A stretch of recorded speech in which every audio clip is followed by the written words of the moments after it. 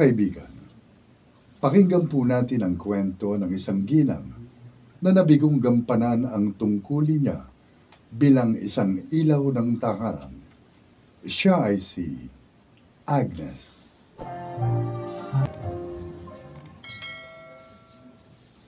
Isa akong working mother at hindi ako sang-ayon sa karaniwang mindset na ang isang ginang ay pambahay lang at ang kanyang tungkulin ay alagaan ng mga anak at pagsilbihan ang asawa. Ayoko ng ganun. Sayang naman yung aking pinag-aralan kung mabuburo lang ako sa bahay. Agnes, na-promote ako. Oh, ay di wow! Congratulations! Thank you. Pero may gusto sana akong sabihin sa iyo. Parang nahuhulaan ko na sasabihin mo. Malamang kukulitin mo na naman ako at pipilitin mag-resign. Pinagbigyan na kita eh. Pumayag na akong magtrabaho ka sa loob ng 10 taon. Kaya ako naman ang pagbigyan mo. Yun na nga eh. 10 taon na ako nagtatrabaho. At wala naman ako nakikita problema. Bakit mo ako pahihintuin? Malalaki na ang mga anak natin. Kailangan matutukan mo sila at bantayang mabuti. Hindi ko naman sila pinababayaan, Ruben. Alam ko pa rin ang mga nangyayari sa kanila. At saka isa pa, meron naman tayong kasambahay para magbantay sa kanila. Yun ang problema eh. Kasambahay siya't hindi yaya ng mga anak natin. Marami siyang ginagawa. At isa pa, iba pa rin yung mismong nanay ang nagbabantay at nag-aalaga sa mga anak niya. Ano ko naman, Ruben? Paulit-ulit ka na lang eh. Hindi mo kasi maintindihan ang sinasabi ko eh. Hindi mo ba talaga magagawang askasuin at alagaan ng sarili mong anak?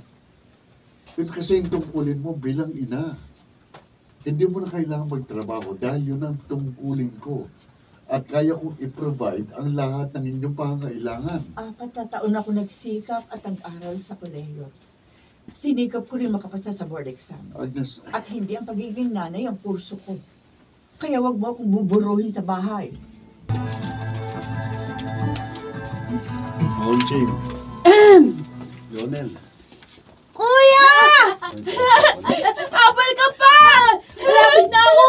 Abutan na kita! Di mo ako aabutan! Ayun na ako! Bro! Uli ka ha! Ikaw naman ang Kuya! Ayoko! habulin mo! Ayoko na! Pagod na ako! Daya mo naman eh! Pagod na nga ako eh! Musta? Laro pa tayo!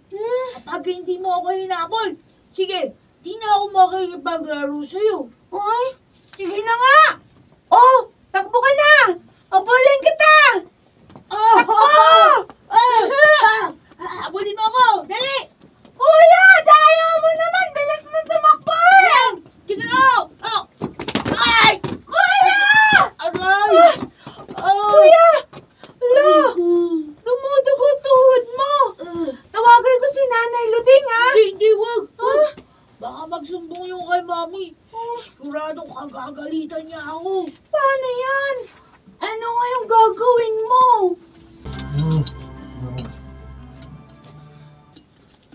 Maxine, asan ang Kuya Monching mo? Mami, nasa kwarto po. Natutulog. Hindi pa siya naghahaponan, natutulog na. Pagod daw po siya sa paglalaro namin eh, kaya tutulog daw po siya. Aba, hindi po pwede yun. Gigisingin ko siya para makakain siya ng hapunan. Hayaan mo na lang muna ang magpahinga. Hintayin mo na lang magising, saka mo pakainin. Maxine, Monhing. Iskot, monha. Kaya pala naligo ka agad at nagbihis dahil ayaw mo makita ni Mami ang sugat mo sa tuhod. Masakit pa ba, Kuya? Oo, Maxine, masakit. Hindi ko na nga nasabong kanina nung naligo ko kasi nga, masakit talaga eh. Kung bakit naman kasi ayaw mo pang sabihin kay Mami. Nagagalit siya sa akin eh. Baka mapalo pa niya ako. Pero malalaman niya rin yan. At lalo na siya magagalit sa'yo. Kagaling naman agad to. Paano gagalingan? Di mo naman ginagamot. Bahala na. Basta, hindi to kailangan malaman ni Mami. Kaya ikaw ha, wag na wag kang magsusumbong.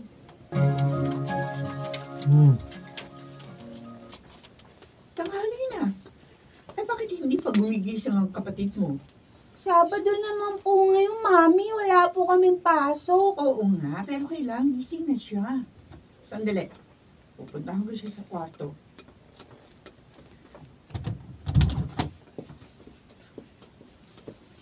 Monjin? Monjin? Bakit ka nanginginig? Oh, Diyos ko! Ang init mo! Inaapay ka na lagnat! Na-impeksyon ang sugat niya kaya siya nilagnat. Kita mo na nangyari, Agnes. Hindi mo kasi nababantayan ng anak mo. Pwede ba? Huwag mo na ako sisingin. Gawin na lamang natin kung ano nararapat. Paano yan, Dok? Ano pong gagawin natin? Kailangan i-confine siya dito for proper medication. Bakit ho ba siya na-infeksyon? Hindi kasi naagapan ang sugat niya. Sana sa simula pa lang, nalapatan agad ng tamang lunas. Napainom ka agad ng antibiotic at nalinis ang kanyang sugat. Kaya yun ang gagawin ko. Lalanggasin ko ang kanyang sugat dahil meron ng nana. Bakit po pala ang taas ng lagnat niya? Sanhi po ba yun ng infection? Ganun talaga. Most infections causes fever. Dahil ang lagnat ay indikasyon lang na nilalabanan ng ating antibodies ang bakterya sa ating katawan na dulot ng sugat. Sa ngayon,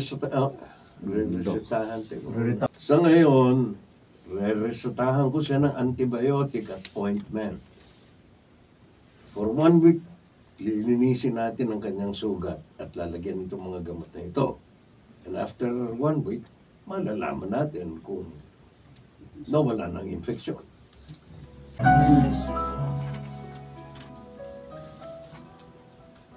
Ay, Mama Agnes, wala po talaga akong alam.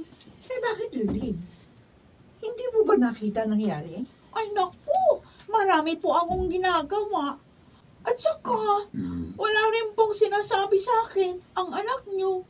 Kaya hindi ko po talaga alam. Pero sana aware ka pa rin sa nangyayari dito. Ano ka ba, Agnes? Ano po? Busy nga siya. At yan ang sinasabi ko sa'yo. Kung naririto ka sa bahay, di nasusubaybayan mo sana ang mga anak natin. Here we go again. Pagtatalunan na naman ba natin ang bagay na ito? Hindi pa ba malinaw na warning ito sa atin? Kapag hindi tayo na-alarma, baka mas malala pang mangyari sa mga anak natin.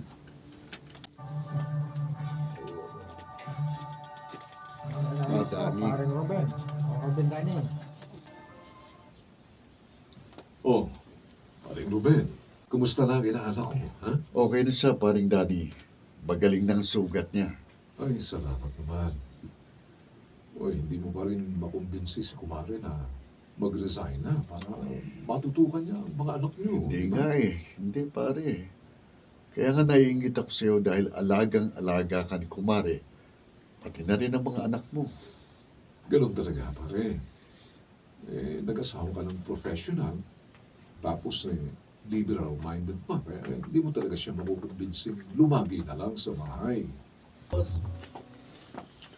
Saan ba talaga tayo pupunta, Kuya Monching? Bahala lang, Maxine. Saan tayo makarating? Naiinip na kasi ako sa bahay natin eh. Paano kung maligaw tayo?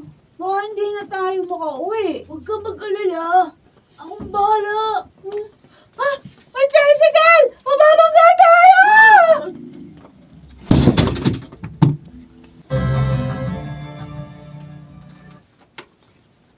Mabuti na lang nakaiwas ang tricycle driver at naibangga na lang niya yung tricycle niya doon sa poste. Dahil kung nagkataon, di na aksidente ang dalawa nating anak. Oo nga. Bakit kasi Kaya na, anak. Kasi pasok ng pasok, hindi pa tapos alam mo tapos na bakit naman kasi hinayaan ni Ludin na makalabas sila ng bahay? Ilang beses ko bang sasabihin sa'yo na hindi siya yaya? Hindi niya tungkuling bantayan ng mga anak natin dahil may iba siyang ginagawa. Hindi kumuha tayo ng yaya. Wala pa naman sa kalahati ng sahod ko, papasweldo natin sa kanya. Sayang naman kasi kung magre-resign ako. Sige, bahala ka! Pero kapag tuluyang napahamak ang anak natin, mananagot ka sa akin! Ipakukulong kita. Huwag naman, Robin. Ha? Huwag naman.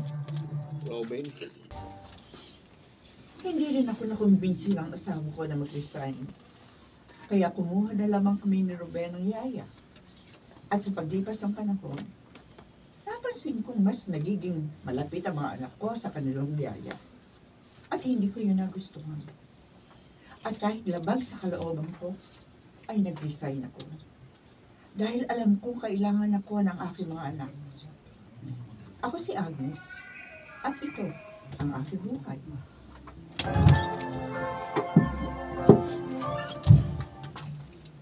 Magiging maayos ang buhay ng isang pamilya kung nagagampanan ng bawat miyembro nito ang kani-kanilang tungkulin.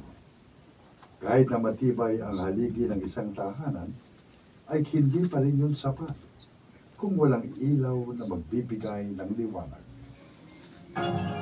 Mga nagsiganap, Phil Cruz, Rosana Villegas, June Legaspi, Jeneline de la Cruz, Jonel Benamin at Susan Robles sa papel na Agnes. Naglapat ng angkop na tunog Jerry Mutiang.